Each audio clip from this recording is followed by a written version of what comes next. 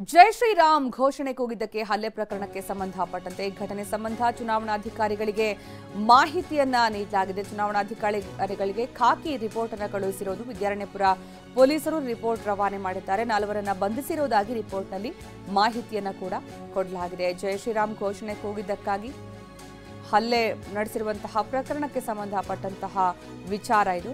ಈ ಘಟನೆ ಸಂಬಂಧ ಚುನಾವಣಾ ಅಧಿಕಾರಿಗಳಿಗೆ ಮಾಹಿತಿಯನ್ನ ನೀಡಲಾಗಿದೆ. ಖಾಕಿ ಕಡೆಯಿಂದ, ಪೊಲೀಸರ ಕಡೆಯಿಂದ ವಿದ್ಯಾರಣ್ಯಪುರ ಪೊಲೀಸರು ರಿಪೋರ್ಟ್ ಅನ್ನು ಕಳುಹಿಸಿದ್ದಾರೆ. ಇನ್ನು ಈ ಸಂಬಂಧ 4 ಬಂಧಿಸಿರುವುದಾಗಿ ರಿಪೋರ್ಟ್ನಲ್ಲಿ ಮಾಹಿತಿಯನ್ನು ಕೂಡ ಕೊಡಲಾಗಿದೆ. ಇನ್ನು ಜೈ ಶ್ರೀರಾಮ್ ಅನ್ನುವಂತಹ ಘೋಷಣೆ ಕೂಗಿದ್ದಕ್ಕಾಗಿ ಹಲ್ಲೆ ನಡೆಸಿರುವಂತಹ ಪ್ರಕರಣ ಇದು. ಅಡ್ಡಗಟ್ಟಿ, ವಾಹನವನ್ನು ಅಡ್ಡಗಟ್ಟಿ ನಾವು ಗಮನಿಸಬಹುದು ಈ ಘಟನೆಯ ದೃಶ್ಯವನ್ನು. ಈ ಸಂದರ್ಭ ಇಲ್ಲಿ ಒಂದು ರೀತಿಯಲ್ಲಿ ಕೋಮು ದ್ವೇಷ ಎದ್ದು ಕಾಣ್ತಾ ಇತ್ತು. ನಿಮ್ಮ ಹಬ್ಬಕ್ಕೆ ಬರ್ತೀರಾ, ನಮ್ಮ ಹಬ್ಬಕ್ಕೆ ಬರೋಕ್ಕಾಗಲ್ವ, ಈ ರೀತಿಯ ಮಾತಿನ ಚಕಮಕಿ, ಯುವಕರಿಂದ ಪುಂಡಾಟ, ದುರ್ವರ್ತನೆ ತೋರಲಾಗಿತ್ತು. ಜೈ ಶ್ರೀರಾಮ್ ಅಂತ ಹೇಳಬೇಕು ಅನ್ನುವಂತಹ ಒತ್ತಾಯ, ಜೈ ಶ್ರೀರಾಮ್ ಹೇಳಲ್ಲ ಅನ್ನುವಂತಹ ಒಂದು ವಿಚಾರ. ಕೊನೆಗೆ ಹಲ್ಲೆ ಪ್ರಕರಣ ಕೂಡ ಆಯಿತು ಅಲ್ಲಿ.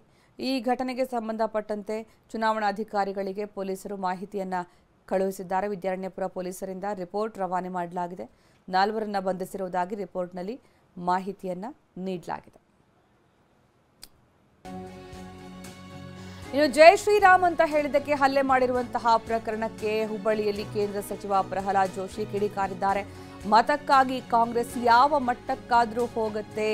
ಕಾಂಗ್ರೆಸ್ ಸರ್ಕಾರದಲ್ಲಿ ಸಮಾಜ ದ್ರೋಹಿಗಳಿಗೆ ಕುಮ್ಮಕ್ಕು ನೀಡಲಾಗ್ತಾ ಇದೆ. ನಿನ್ನೆ ಜೈ ಶ್ರೀರಾಮ್ ಅವರ ಮೇಲೆ ಹಲ್ಲೆ ಮಾಡಿದ್ದಾರೆ. ಹನುಮಾನ್ ಚಾಲೀಸಾ ಹಾಕಿದವರ ಮೇಲೆ FIR ಹಾಕ್ತಾರೆ. ನಾವು ಯಾವ ದೇಶದಲ್ಲಿದ್ದೀವಿ ಅಂತ ಪ್ರಹ್ಲಾದ್ ಜೋಶಿ ಪ್ರಶ್ನಿಸಿದ್ದಾರೆ. ಜೈ ಶ್ರೀರಾಮ್ ಅಂತ ಹೇಳಿದ್ದಕ್ಕೆ ಹಲ್ಲೆ ಮಾಡಿರುವಂತಹ ಪ್ರಕರಣಕ್ಕೆ ಪ್ರಹ್ಲಾದ್ ಜೋಶಿ ಖಂಡಿಸಿರೋದು. ರಾಹುಲ್ ಗಾಂಧಿ ಅತ್ಯಂತ ಒಬ್ಬ ಬೇಜವಾಬ್ದಾರಿ ಮತ್ತು ಯಾವುದೇ ರೀತಿಯಲ್ಲಿ ಸಾರ್ವಜನಿಕ ಜೀವನದಲ್ಲಿ ಅವರಿಗೆ ಸತ್ಯ ಹೇಳಬೇಕನ್ನುವಂಥ ಅರಿವಿಲ್ಲದಂಥ ಒಬ್ಬ ಮನುಷ್ಯ. ಅಲ್ಲ, ಈ ಸರ್ಕಾರದಲ್ಲಿ ಯಾವ ರೀತಿ ಪಾಕಿಸ್ತಾನ್ ಜಿಂದಾಬಾದ್ ಅನ್ನೋರಿಗೆ ಪ್ರೋತ್ಸಾಹ, ಟೆರರಿಸ್ಟ್ ಆ್ಯಕ್ಟಿವಿಟಿ ಮಾಡೋರಿಗೆ ಪ್ರೋತ್ಸಾಹ, ಜೈ ಶ್ರೀರಾಮ್ ಮತ್ತು ಹನುಮಾನ್ ಚಾಲೀಸಾ ಹಾಕೋರಿಗೆ ಶಿಕ್ಷೆ, ಇದು ಈ ಸರ್ಕಾರದ ನೀತಿಯಾಗಿದೆ.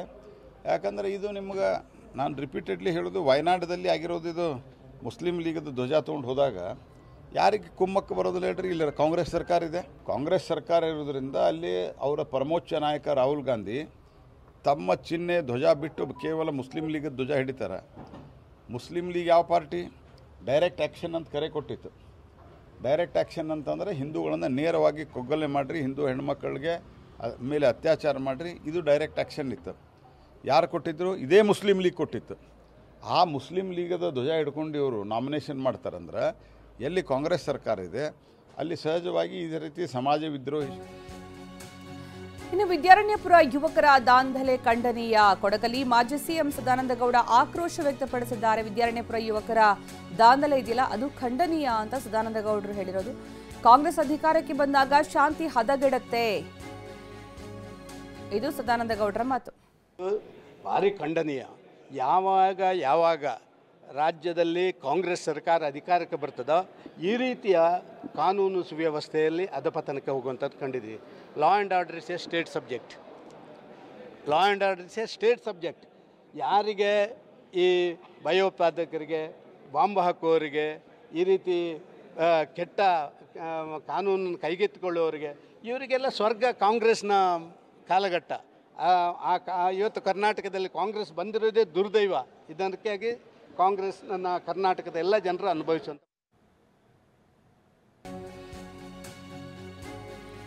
ಸರ್ಕಾರ ಕಾನೂನು ಸುವ್ಯವಸ್ಥೆ ಕಾಪಾಡುವಲ್ಲಿ ವಿಫಲವಾಗಿದೆ ಅಂತ ಬೆಂಗಳೂರಲ್ಲಿ ಶಾಸಕ ಡಾಕ್ಟರ್ ಅಶ್ವಥ್ ನಾರಾಯಣ್ ವಾಗ್ದಾಳಿ ನಡೆಸಿದ್ದಾರೆ. ಘಟನೆ ನೋಡಿದ್ರೆ ನಾವೆಲ್ಲಿದ್ದೀವಿ ಅಂತ ಅನುಮಾನ ಬರುತ್ತೆ. ಅಲ್ಲಾಹು ಅಕ್ಬರ್ ಮಾತ್ರ ಹೇಳಿ, ಶ್ರೀರಾಮ್ ಹೇಳಬೇಡಿ, ಓನ್ಲಿ ಅಲ್ಲಾಹು ಅಕ್ಬರ್ ಹೇಳಿ ಅಂತಂದ್ರೆ ಏನ್ ಅರ್ಥ ಅಂತ ಅಶ್ವಥ್ ನಾರಾಯಣ್ ಪ್ರಶ್ನಿಸಿದ್ದಾರೆ. ಏನೊಂದು ಕಾಂಗ್ರೆಸ್ ಸರ್ಕಾರ ಕರ್ನಾಟಕದಲ್ಲಿ ಅಧಿಕಾರಕ್ಕೆ ಬಂದ ದಿನದಿಂದನೂ ಗಳಿಗೆಯಿಂದನೂ ಕರ್ನಾಟಕದಲ್ಲಿ ಇವರ ತುಷ್ಟೀಕರಣದ ರಾಜಕಾರಣ, ಅದರ ಬಿಸಿ, ಅದರ ಪ್ರಭಾವ ಪ್ರತಿನಿತ್ಯ ಕಾಣುವಂಥದ್ದಾಗಿದೆ.